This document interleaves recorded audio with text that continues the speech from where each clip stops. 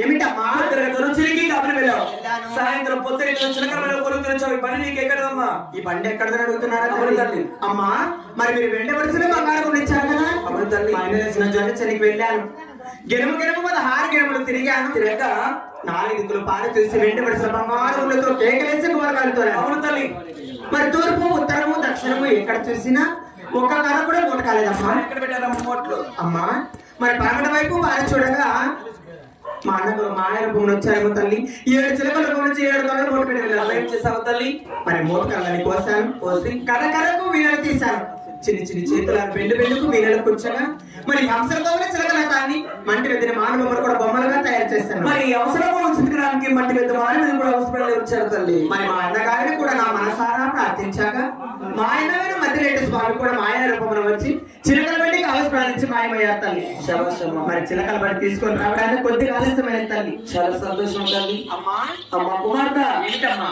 మరి చిలకల బండి చూస్తుండగా మరి రామాసు కూడా చాలా సంతోషం ఉన్నది. అవునా తల్లి? మరి ఆనంద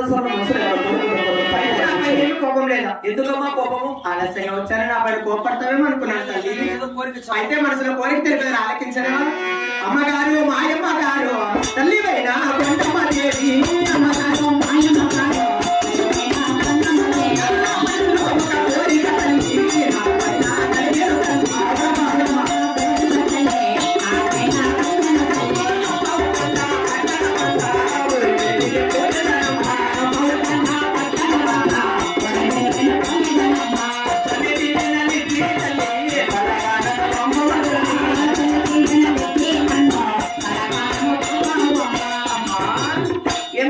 మరి చిలకల బండి చూస్తుంటే నా మనసులో ఏమనిపిస్తున్నదంటే మరి చిలకల బండిలో కొలువు తీరి వార శనివారం ఒక పొద్దులతో మన పావకొండలో ఊరి మెరుగు వెళ్ళాలని మనసులో కోరిక.